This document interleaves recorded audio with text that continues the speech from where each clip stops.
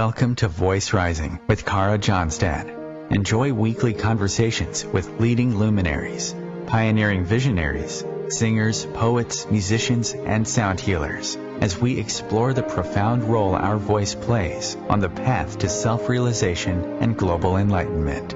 The internationally acclaimed singer, composer, author, healer, recording artist, voice expert, creator of Voice Your Essence, and founder of the School of Voice, Kara Johnstad uses her extraordinary spiritual gifts to empower others. Everything in this world vibrates. Everything has a frequency. A pioneer in the field of voice work and transformational songwriting. Her breakthrough methods are helping thousands of people worldwide fine-tune their body-mind-spirit system and unlock the energetic frequencies of limitless creativity, health, and abundance. Share your voice, ask your questions, join in the conversation. Receive life-changing, positive transformation and rise together to create a sound world. And here's your host, Kara Johnstad.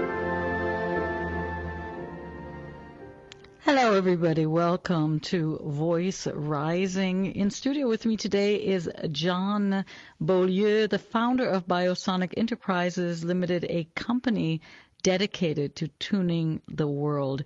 John Beaulieu is a board-certified naturopathic physician and a clinical psychologist specializing in the healing effects of sound and music.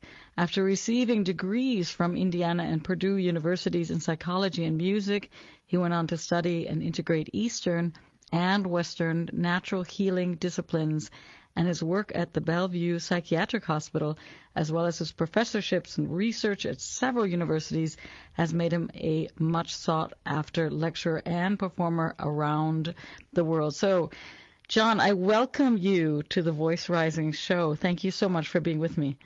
Well, thank you for having me. It's a pleasure. So I want to start this conversation in a very easy place before we deepen into those bigger questions of meaning. I understand you grew up in the Midwest of the United States. Do you have a memory of playing music and playing with vibration and sound as a child? Oh, absolutely.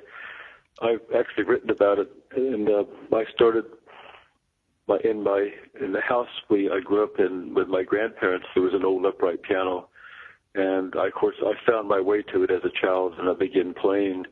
And at the piano, I would make up stories with the sound and travel in the sound, and I'd be by myself for long periods of time. I think just with the piano, making things up. That's my fondest memory ever. Really, I just love it. And then at night, of course, in those days we didn't have TV, and they'd play my grandmother would listen to classical music, and my grandfather would listen to Grand Ole Opry. So I was able to go to the piano and imitate all of that too. And I was fortunate that my aunt, who was a graduate of Chicago Music Conservatory, told them not to give me lessons until I was at least 9 or 10, and just let me explore sound, play, and improvise. So my whole history and the piano always was a great comfort to me, but also I think I was a mystic traveler on the sounds that came out of the piano at the time. Yeah, beautiful. So you ended up studying music and medicine, is that correct? Well, I'm guessing music and psychology originally. When I went to school, I was, well, of course, when you first go to college, you don't know what you're going to do. So somewhere in there, I think my junior year, I visited Indiana State Central Hospital, Psychiatric Hospital, and I just loved the patients. Some reason, something about that strange place attracted me and all those people. And I really knew right then and there that I was going to switch my major from physical education to psychology and counseling.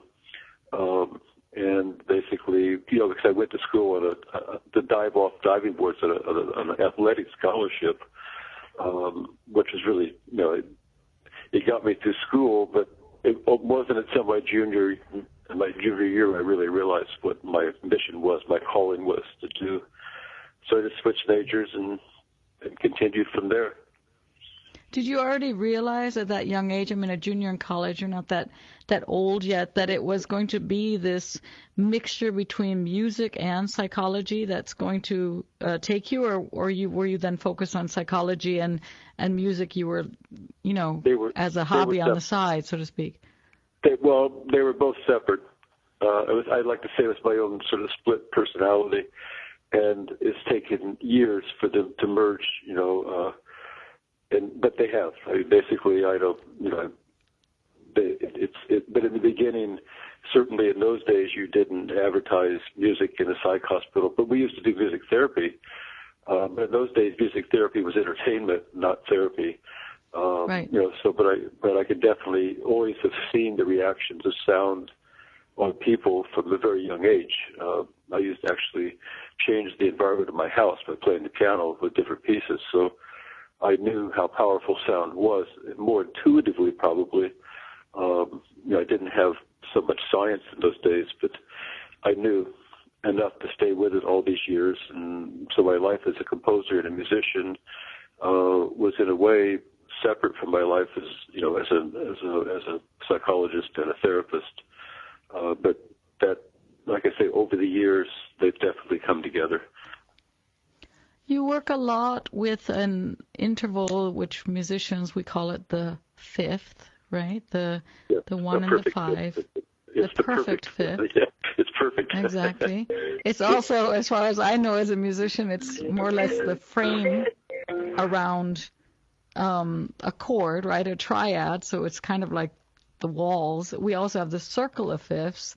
How did you land on this interval? It is a very, very important interval in music and in harmony.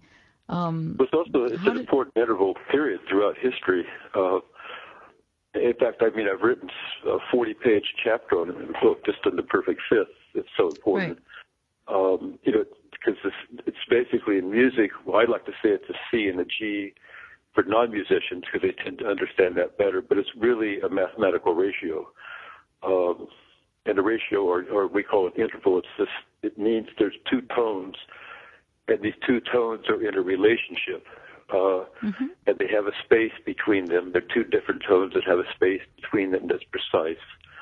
And when that space is correct, they're in exactly the right relationship. But from a mystical perspective or a healing perspective, the C and G in Hinduism was considered the perfect dance of Shiva and Shakti, and the C and G interval in Taoist literature and Chinese medicine is the perfect balance of yin and yang. In other words, it's been around for thousands of years it's an archetype. It's been around for thousands of years in many different forms.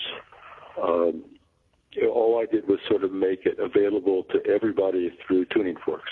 It was, without having to understand the musical part of it. Which I thought was very fascinating when I was researching your work and getting to know it, knowing that you're a musician and an artist and a fine artist. And I'm sure that this ratio also, I'm not sure if you can equate this to the golden ratio, but I'm sure the ratio is also found in art. That I thought it was fascinating. I listened to an interview and you said that you use tuning forks often to go beyond programmed belief systems. That's how I understood it, and just had that pure frequency attuning and bringing people back into balance without too much projection into why, where, what, when. Just that pure interval can help to realign and adjust, and through that then we can come back into, perhaps listening to our own true voice. Did I understand that correctly? Yeah, absolutely. I've definitely, as a psychotherapist, heard enough why, when, what, and when in your stories. Yeah. But basically, those stories, are all seeking something, and when you have I'd like to say the C and G interval, by the way, it does relate to the golden mean in that it's the basis of the Fibonacci series. The Fibonacci series actually begins with an octave in C and G. And the Fibonacci series is exactly how our physical body is structured. We're structured around the way plants grow and so on. And that leads, ultimately, it's always moving towards the golden mean. So when we're in correct alignment and in this case we're talking about correct sonic alignment. When we're tuned, we create inside of us a vortex of stillness. And all the stories, all the thoughts, all the beliefs, or so on, in a way, when you listen to the sound mindfully and deeply, are transcended. You're no longer at effect of your stories and beliefs, and you have an opportunity I like to say, like if you're in a car, you go to neutral and you can shift gears. Mm-hmm. You can go to this place of stillness inside of yourself with the right intention, and you can shift gears. In other words, if it's stories bothering you or depressing you, you have a way of shifting out of it and changing your mental patterns. What I also find interesting as a singer is that you have your root chakra, which would be the one which is the base of your spine or your sexuality, and you have your fifth chakra, which is the throat. But these are the two holy holes, as you can say, almost as if they're the holy holes that make us whole, right? I mean, that is also the one in the five. I would agree with that. Yeah, absolutely. So they're all part of the same hole. Right. It's one long tube in the middle of this, as above, so below. Right. And also, just so you understand, with the tuning forks, when people do C&G, oftentimes I have them hum. And the reason I have them hum is I think the voice is, from my own perspective, the voice is the most primal healing tool there is. Mm-hmm. And the tuning forks, and I'm guilty as a pianist of playing a well-tuned piano and telling singers they're out of tune. Because singers tend to sing naturally, and the piano's not tuned naturally, really. So, right. But I've apologized many times for that over the years. But basically, when we use our voice, we tend to automatically, when we're relaxed, fall into, but basically a perfect fifth kind of tuning in our body. So in a way, the tuning forks can tune one's voice as well. I used to say you can tune your Om for yoga people. So it's and once you're in tune, when your nervous system's in tune, your physical body begins to make all kinds of great chemicals that really are antiviral, antibacterial, anti-tumor, antidepressive, and so on. So how is it as a musician in our exploration and being the pioneers that we are? We, of course, a lot of our folk music is based on those, C-G chords or the 1 and the 5. But at the same time, we go into the rock and roll. Yeah. We go into the exploration.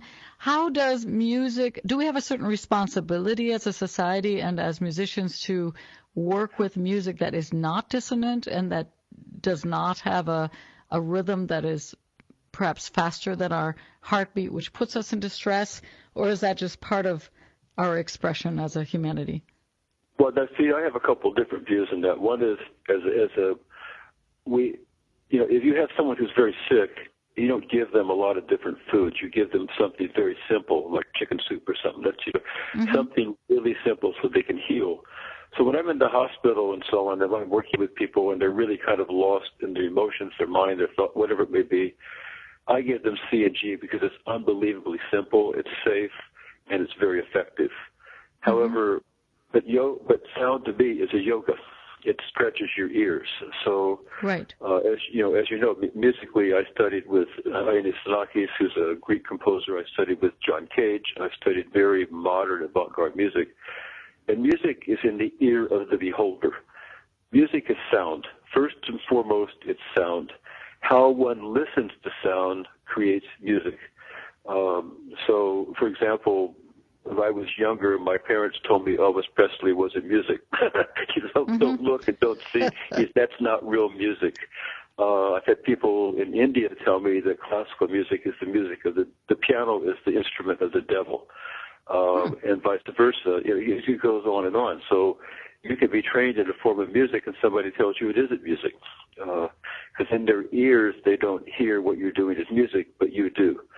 So to me, I can find music in car horns. I can find music in waterfalls. I can find music in C&G. I think all sound has the potential to be music.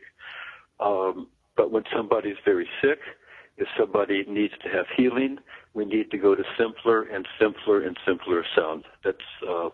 And that's basically how I would use C&G as a practice, because it's so universal and so simple that it's going to not activate, we say, people's fear responses for the amygdala.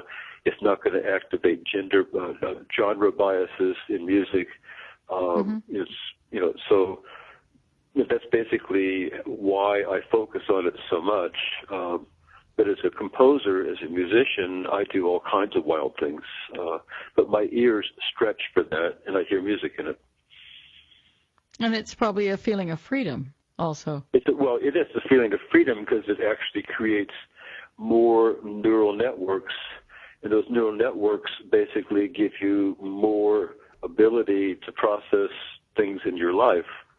So It's like yoga. The more different you stretch your body in different ways, to give you more freedom, so you stretch your ears. All your ears, basically, really, if you look at the anatomy of your ear, the hammer, the anvil, the stirrup are like joints. They have ligaments, everything. So you're literally stretching your ears with different sounds. Well, that's a beautiful, beautiful imagery you gave us. And I think that a lot of musicians are so peaceful because they're always resolving at the end. I mean, stories used to be the same. You used to start it with once upon a time, and then at the end you lived happily ever after, right? And most musicians know that we resolve a song at the end in that.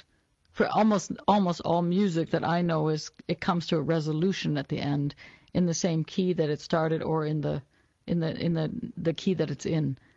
Well, that was the basis of what I call, classical and so on, that you have a harmony. Music school has, what I teach is not taught in music schools. I teach in music schools, so I know. In music school, you learn to perform, you learn a genre of music. As you say, you learn music with resolution, and so on.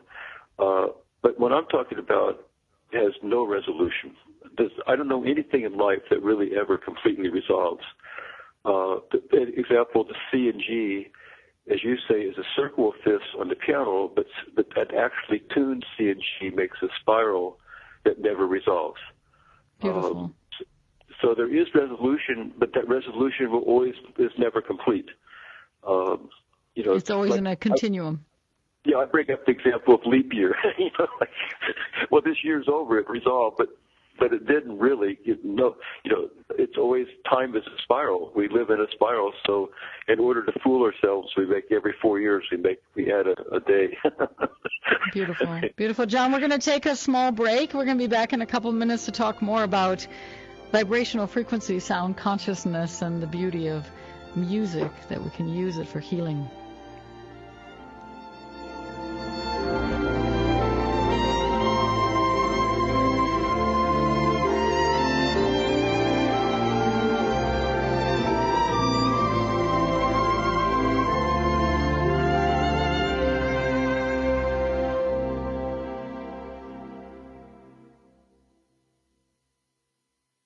The cutting edge of conscious radio, OMTimes Radio, IOM-FM. OMTimes magazine is one of the leading online content providers of positivity, wellness, and personal empowerment. A philanthropic organization, their net proceeds are funneled to support worldwide charity initiatives via Humanity Healing International. Through their commitment to creating community and providing conscious content, they aspire to uplift humanity on a global scale. Connect at OMTimes.com. OMTimes, creating a more conscious lifestyle. Conflict comes in many forms and often triggers a fight-or-flight response.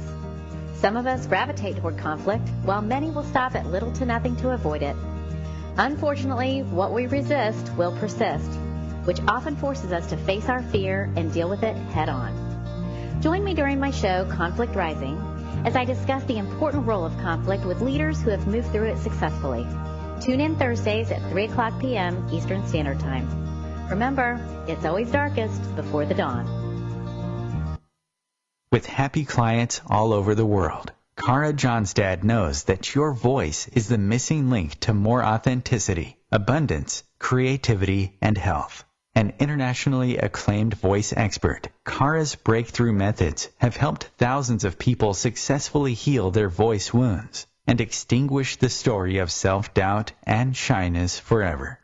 Join in group trainings, attend online sessions, schedule one-on-one time, and invite Kara to work with your organization and community. Get started today. Go to www.karajohnstad.com and receive a special guided meditation designed to fine-tune your inner voice and welcome you on the voice journey.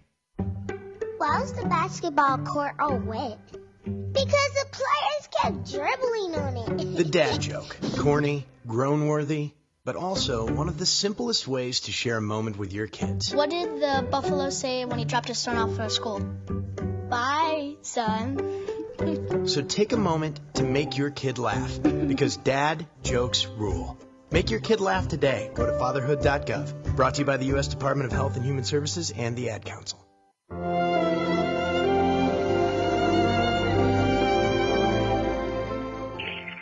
Welcome back to Voice Rising. I'm Kara Johnstad, and with me in studio today is John Beaulieu, a composer, musician, psychologist, and naturopathic physician, and we're exploring today multiple mediums of creative expression for human tuning, including his work with tuning forks and everything he has to say about that. John, we left off with the ears, and they play a very important role retransmitting the sounds to the nervous system via the nerves to the major organs. Whether we're learning an instrument or exploring sound healing with singing bowls and tuning forks, why is deep listening so important, and harmonics, I would say, understanding sound, so important to our healing journey? Well, I think there's a lot of reasons for that. I mean, one is if we look at the anatomy of vibration per se, that all our sensory organs are basically just picking up vibration without meaning. For example, the research shows that our skin actually hears better than our ears. And so, but the question is, when we pick up vibration of a sound, if we really listen deeply, or we say mindfully, that sound will actually go to a place in our brain we call an limbic system. That's the center of our brain. We call it a place called the thalamus, or the thalmi. And the thalmi are like, you can imagine them as the sound is coming into headphones, and the thalmi actually sit on either side of something, a reservoir of water in your brain called cerebral spinal fluid. And that water then will directly take on the vibrational pattern of the sound. And the vibrational pattern is something that people know about cymatics. We know that sound is a wave, and it's also a geometric form. So similar to a quantum wave is a wave in a particle, it mimics this kind of quality. And so now all of a sudden you have at a very actually the deepest level you get in your body, the introduction of a new pattern. And when that pattern is introduced correctly, it can move out through the cerebral spinal fluid, down your spine, we say through the chakras, out through microducts in your connective tissue, your crystalline collagen tissue, and then you begin to see the world through a new pattern, to experience the world through a new pattern. It ultimately sets the seed of a mind-body change. Like a reboot or a reconnection. It's a reconnection, and when that pattern is done correctly, in our research, we say that you need what's called a relaxation response. This was originally put forth by Herbert Benson. I worked out of the same lab that Herbert worked out of. We did the research. In other words, what you will see as a biochemical marker of this happening will be the release of a gas called nitric oxide. It's released in heart tissue, it's released in nerve tissue, it's released in immune tissue, and it actually has a rhythm. It rises and falls every 6 minutes, and that rhythm is interrupted when there's not a relaxation response. It's the precursor of every disease you can think of, including heart disease, neuron diseases, autoimmune diseases, depression, and so on. So we want to keep that rhythm basically functioning 24 hours a day. And we know that certain things like yoga, Tai Chi, listening to the CNG, listening to sound mindfully, all of these practices, we say, are therapeutic in that because you just can't go in and get therapy and it cures it. It's something that has to be constantly dealt with every moment of your life. You want this rhythm never to stop. But when we get under stress or distress, we get assaulted. We say in the modern world that your vagus nerve goes out of tune. When it goes out of tune, your whole life goes out of tune, and you begin to focus on habits and focus on thoughts and so on that are contrary to the thoughts you might have if you were in tune. And right. So the vagus nerve is also known kind of as a wandering nerve, correct? It goes through our neck and then continues to wander throughout many. You want to think of it as the connection between your head, your heart, and your gut. That's what it is. And think of your heart as being the fulcrum, the center point, and your head and your gut being the two extremes that balance back and forth. Beautiful. Yeah, so when they're with your heart, you're in tune. Exactly. So we talked a lot about the frequency of the fifth and how it's possible through voice, through instruments, through sound, but also through the essence of using these tuning forks, which the beautiful thing is that everybody can play a tuning fork, whereas not everybody might be able to play a piano, but everybody can play a tuning fork, which is great because there's no excuse not to get yourself into alignment. My question is intent important? Is our intent when we work with the tuning forks and when we work with tuning ourselves, is this also an important aspect? Well, I think it's maybe the most important in a way because the sound is dependent upon intention for healing. So the word intention means to look in, and say, I want people to look at your heart and say, what is of value to me in my life? What do I really want to do that's valuable to me? So you have to clarify through your heart what's most important for you to take action on, and that becomes the seed of how you would create an intention. And an intention can be anything from I put this into the light for my highest value. That's very general.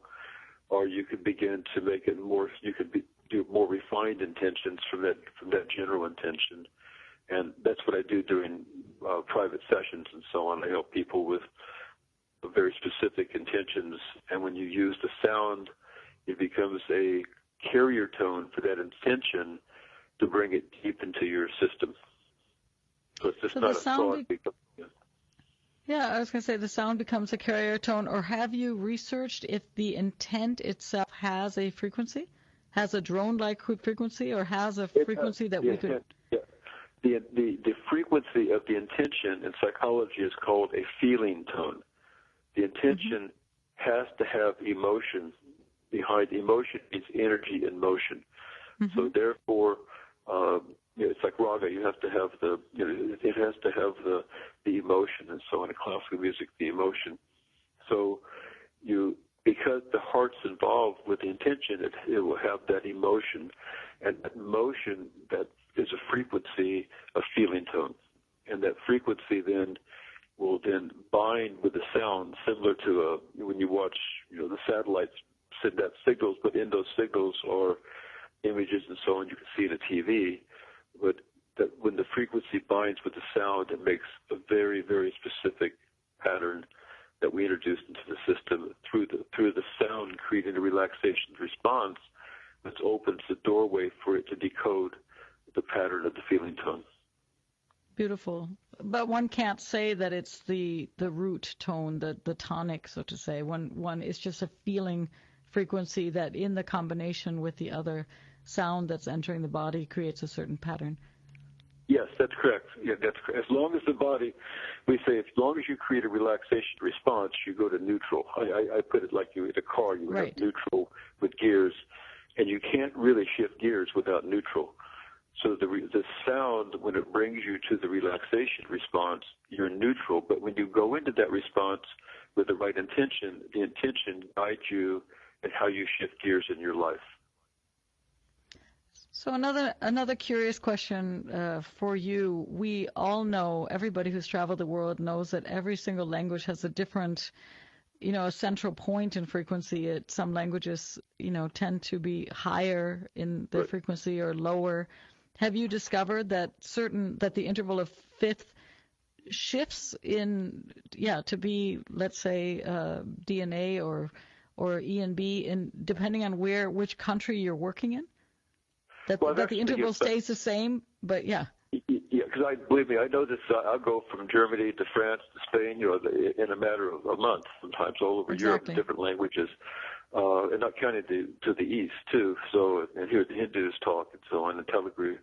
But basically, I think of it more elementally, because when the person's in tune that's speaking, then you hear I would say the essence of their language. If they're out, like if we're out of tune, sometimes our voice will get more constricted and high pitched, or maybe even more low pitched. So we're not speaking in a tuned way. When you hear someone in their culture, like if I'm in Germany, I'd like to say, and I do speak German sometimes, so I speak these different languages at times. Sehr gut.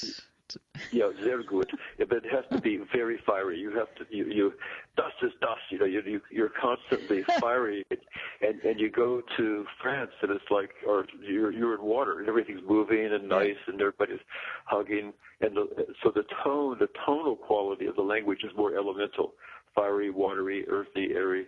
The Swiss get very almost earthy German. It's very, very different than sing-songy. It's earth and water compared to high German. But the tone of those languages creates a feeling tone, ultimately an elemental tone, that begins to determine it gives rise to those cultures per se. There's a famous composer, Cyril Scott. He said, "First comes music, then comes culture." That's beautiful. That's also very true that. Yeah, like if you take countries like Iraq or Russia or so, when you have an authoritarian government, usually the first thing, or very close to the first things they do, is they immediately limit the amount of different musics that you can have, because the music will change cultures. So they want to, see in Iran, only traditional Iranian. I worked with an Iranian composer. He said it took him 20 years to let them publish his CD, but he got it done in America in 20 minutes. The same thing with Radio Free Europe, and I wish what brought down the Berlin Wall was the Beatles. Really liked it. So, people who want to do something in a more rigid way will always control the arts. Yeah, not only music, of course, and also literature and books and language, which is also which is also voice, right? Yeah, exactly. They always have ministries of art that control the art. Russia did this, and the composers are speaking. Shostakovich, for example, risked his own life, to speak out and compose different musics when Russia was at its height of authoritarianism under Stalin. Yeah, Is it also, at the end of I'm in Berlin, Germany currently, and I'm an American who grew up in America and then came over to Berlin before the wall fell.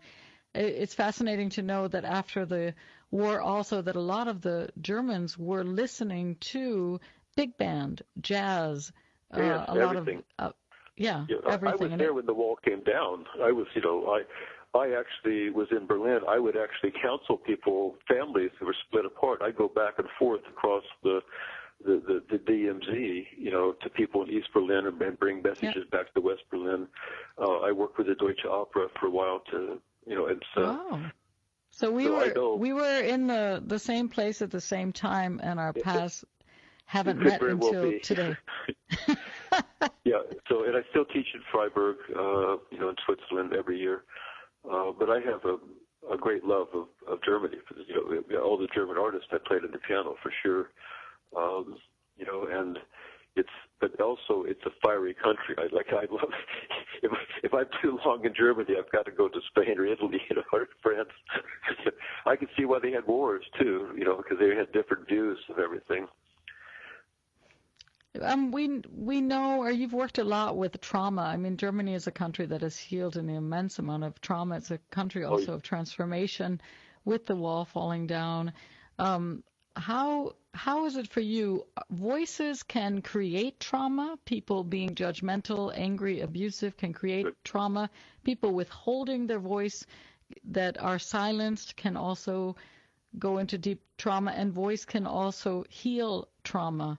As a psychologist, how do you see the work with voice and vibration? Well, I think this, exactly as you expressed it. I mean, how one voice is not singing. To me, voice is how one speaks with oneself, the one tone uses to speak with oneself. So oftentimes I'll edit what people are saying to themselves. They're beating themselves up with their voice and so on. Right. And trauma, basically, for me, is a repetitive looping pattern. So you get involved with something, you don't have a way out. And so you try to get out through drugs, you try to get out through abuse and so on. But ultimately, trauma begets trauma, begets trauma, begets trauma if you don't have a way out, and so I've definitely seen in Germany and the countries in Europe, obviously that's, which was destroyed in the 40s, and all that went on there, you have an ingrained traumatic situation, and I've always worked with this. I felt sound is one of the best ways, when properly done, to transcend trauma in a way and come back and reintroduce new patterns. So because if you don't change your body tends to take on the pattern of the trauma. That's why people who have childhood trauma and so on, to their whole life will repeat the pattern. They'll get pains in their bodies they can't explain. It goes on and on. But you need a way out. But if you just keep talking about the trauma, all you do is you loop around in it. That's why people get together that have undergone different war situations, and they'll talk about it, reactivate it. That when it's done correctly, you find that the trauma was a learning experience. You become stronger. The trauma doesn't go away, but your relationship to it changes. And when that happens, it's no longer looping you. It's no longer possessing you. And that can be as easy as activating the 1 and the 5 using the tuning forks that you have partially developed or definitely worked with in Biosonics to just break that pattern, right? Yep. So we're going to take a small break, John, and we're going to be back in a couple of minutes for this very fascinating conversation on sound consciousness and healing through sound and voice.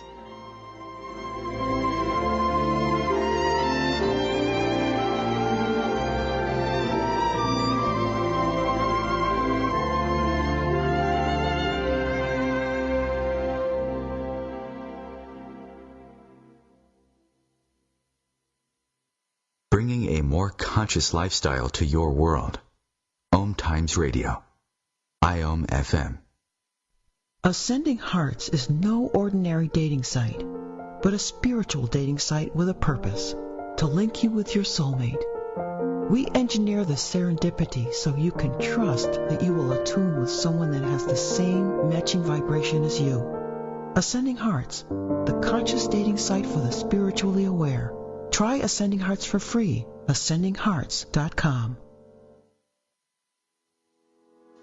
I'm Kathy Williams, host of Sexy Mom Abundant Life radio show on Thursdays at 5 p.m. Eastern, 2 p.m. Pacific.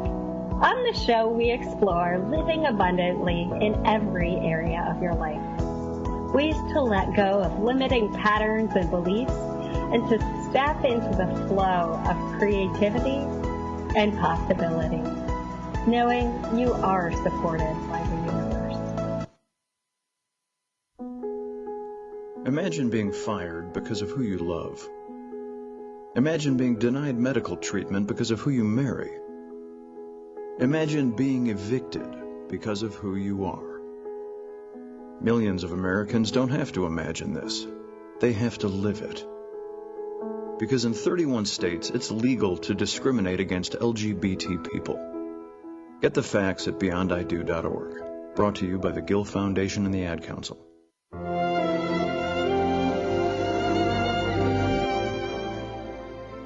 Welcome back to Voice Rising. I am Kara Johnstad, and with me in studio today is the composer, musician, psychologist, naturopathic physician, John Beaulieu, and we are exploring multiple mediums of creative expression for human tuning, including his work with tuning forks. I say including because what I love so much, John, about your work is that you do also come from the arts. So I really, it touches me because I think there are many people that are just analyzing frequencies, and you understand things like beauty and emotion integration of the arts or intuition and subjectivity with objectivity, and they make a teeter-totter, like a balance. And right. Science, it's very, quantitative, and art is qualitative. But when the two come together, this was the basis of Carl Jung and Wolfgang Pauli. There was a quantum physicist and a Jungian and Jung, and they said it's always a balance of the two. And I think our world, in a lot of ways, is so out of balance with the quantitative, and we've lost track of how to deal with the qualitative. Mm-hmm. That's what gives rise to the current opiate crisis, the Benzie crisis with people taking anxiety drugs and getting addicted, and on and on and on, because doctors are not trained to deal with subjective, qualitative experiences of people. Right, and also maybe not the mystical and the mythical and the imagination, which is something. Yeah. Exactly. There's no room for that in science. I mean, basically, they can't deal with it. It should be there. Jung said it should be there. Pauli said it has to be there for good. We know it has to be there for mental health. In fact, we have even articles now that people who suppress their intuition, this is one of the major factors of bipolar behavior. Right. I mean, if you look at the word intuition, it's basically in tuning, right? I mean, it's to tune in. You tune in, and you receive. You tune in. Yep. And then what's so exciting and what is so obvious and what I'm sure you must struggle with every day is to know that through certain simple tools like, for example, the CNG tuning forks to take a break from that loop situation and come back into a neutral state, we have the tools that we need to heal as a humanity. And instead of coming home at night and reaching for the remote control and feeding ourselves with stories that are not our own, we do have the tools, reaching for a dulcimer, which is the 1-5, or the tempura, or the piano, or the tuning forks. Is it frustrating for you to realize that we have the tools and we're able to heal in almost a nanosecond, and we continue in the duality and in the in the madness that we seem to want to feed? First, I want to make a differentiation, if it's okay, between therapy and therapeutic. For example, the tuning forks C and G, when you listen to them, I tell my patients and everybody, it's a practice. It's no different in yoga. It's no different in Tai Chi. It's a practice. The difference is it's a quick practice, meaning that if you take the C and G, you tap it at night before you go to bed, 1 minute, and listen. You tap it on your knees, hold it to your ears in the morning. You have a good thought, I'm going to tune my day. You do this on a regular basis. The practice has to be done consistently and on a regular basis. It's not the amount of time, it's the quality of the practice that makes a difference. So when you do this, it's therapeutic. You're going to say your whole life will change. But if you're doing yoga, if you're doing Tai Chi, if you're doing certain practices with the voice on a consistent basis in the right way, it'll have the same effect. For example, yoga is stretching your body, but you also do the voice, you do Om. They integrated these practices in yoga. They integrate them in Tai Chi. These therapeutic practices, the research on them and what they can do for you is literally off the chart. I mean, but they're part of preventative medicine. And it's very hard to prove what you never got, But if you have a daily practice and you do this daily practice, you're going to prevent a lot of problems that you would have if you don't do it. Like if your daily practice is, like you say, to turn on the remote and drink a glass of wine or more every night, I don't know if that's going to help you in the long run. You need a different type of practice that's been, as again, the quantitative research is there for the sound, for the yoga, and so on.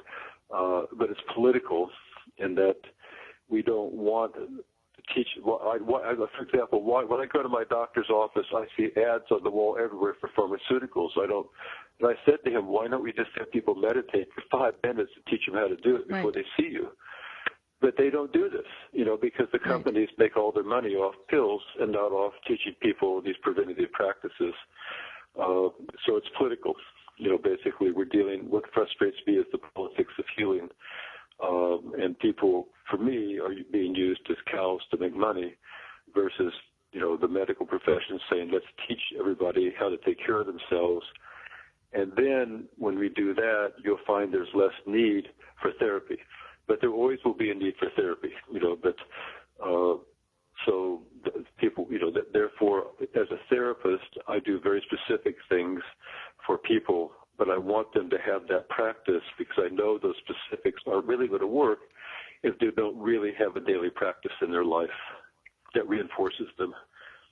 So do you have a daily practice, John, or what is your daily practice? Do you, what is your daily practice, or does that change? I think my whole life you is have a so much daily experience. I mean, basically, from the time I'm little, I've never not played the piano every day. But when I was 20, I was initiated into meditation. I've meditated every day of my life, twice a day, for the last 40-some-odd years, 50 years, actually. I do Tai Chi. I study with Qing Man Qing. I do the Tai Chi form also every day. Every day I play the piano. I'm a very disciplined person in that way. And I have a very clear schedule about sleep, how I sleep. I work with my dreams for years. So all of these things, my primary practices are meditation and with mantra, which is sound. And I have, if you come to my studio, which people have come to, there's over 3,000 tuning forks on the wall. I've experimented with all of them. I started recording them for people. I've listened deeply in anechoic chambers to my body, to sound, and so on. These are all my practices. Basically, my main concern is a simple daily practice, especially for people who have no knowledge of yoga and Tai Chi, or think it's New Age or something like that, something that they could accept and do in their life. Yeah, give me your definition. We say of sound body, sound mind, making a sound decision. Yes, we do. And then that sound mind and body is the definition of wellness and health.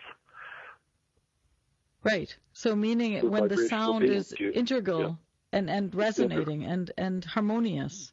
And it's been used for thousands of years in every culture but ours, in the Western cultures. Yeah.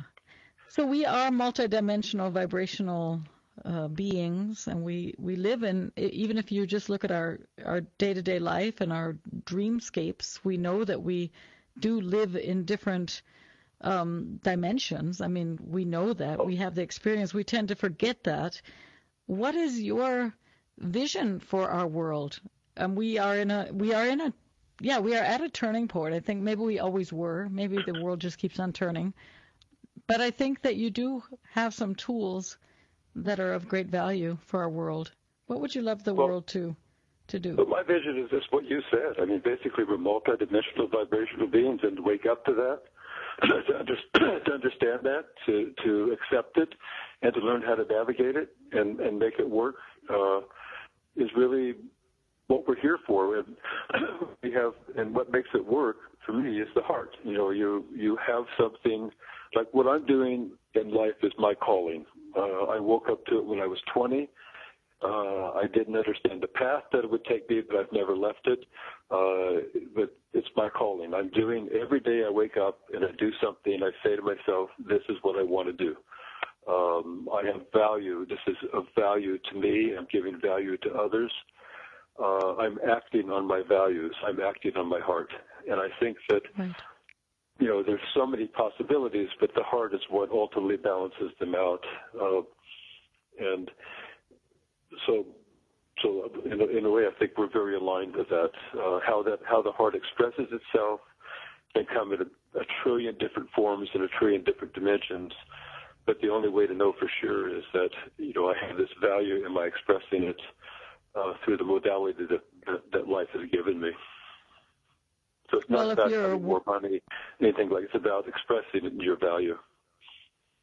Yeah, it's about expressing your value. I think that's a great thing to remember. People are running after sometimes, bigger and better, and I think the value literally comes through looking at what is valuable to us and not how much we're earning or all these modalities where people start running after it's never enough, but really to say what is important to us. Absolutely. Breath, I tell my students all the time if we find out that tuning forks grow hair, then probably we'll have the same class, but everybody will be invited to come to my yacht. But I'll be doing the same thing. You may change I build some gigantic teaching center in the Bahamas or something like that. But it wouldn't matter. The structure around me is just going to be expressing the same value no matter what. And when I began, I was lucky to have one person in class. I just started expressing the value. And all these years later, my classes go 50, 60, and more. But it doesn't matter to me. I just change the structures. And I can tell you, I have students coming in from 30, 40 years ago that they say that it's the same, different but the same. Well, that is probably, again, the value that if we keep with the consistency, I mean, it's also like a good piece of music. It can never get old, right? That's correct. You never get old because you're getting value from it, and you're giving value and you're receiving value. And that to me, what more could you want? That's what keeps me going, quite honestly. Is there a difference? Is there a difference for you between the weighted tuning forks, which, as far as I understand, you can literally put on the bones, and the unweighted, which is more? Is that correct? More working with your ears and listening to the sound. Yeah, the weighted tuning forks. In other words, my whole system comes down to C and G, basically. Mm-hmm. And the weighted tuning fork, the primary one is an auto 128, which is the octave lower than the C. But when you tap my tuning forks, they create overtones or harmonics. And the harmonics series basically begins with C and G. So no matter what, one tuning fork can give you 100 sounds that are harmonically tuned. So when you put the tuning fork on your body, the weights to shake the stem. So instead of the vibration going into your ear, it's coming into your skin, but it goes to the same place in the brain, and but it's a different delivery mechanism. So now you could use this as a form of sound healing with acupuncture, with trigger points, with reflex points, and so on the body directly, and with the joints to send waves through. And as long as we follow our intuition, is it all safe, or are there certain moments where we shouldn't be using them? No, I think we should always have, especially when you put things directly in the body and so on, you want to read or understand, what I call the quantifiable. There's always a balance between quantifiable and qualitative. Intuition without quantification is a problem. In other words, people say, I got this about you intuitively. I don't allow people to do that in my classes. I allow them to get things, but they have to express it through vibration, not through telling them, I got this about you. So they're telling them, but in a way that it can't be misinterpreted. So with the tuning forks, obviously they're a tool. They can be misused. You can hit people with them. The kids will do it. You want kids sucking on aluminum. And also with the forks putting on the body, you just don't want to put them on broken bones, or you don't want to put them on electrical devices in the body or anything like that. Use common sense. But in my book, so if somebody had a pacemaker or something, you wouldn't want to put it directly above the heart. Oh, no. That's what I mean. If you buy a vibrator at a drugstore, they don't tell you this stuff because it's common sense. But if you use that therapeutically, I think you need to, just know that you don't put it in open wounds, you don't put it on a hematoma or a concussion, you don't put it on electrical devices in the body. You don't put it on, if somebody has severe osteoporosis, you don't put it on the bones because it'll break the bones to a compression fracture. You know, so, and you don't keep but you might it. hold it. You might hold it above. I mean, the truth is, it is a tool, just like any kind of tool, just like a hammer that can be used with great precision and do wonders, and yet you have to understand it and research it. You do have a few books out there.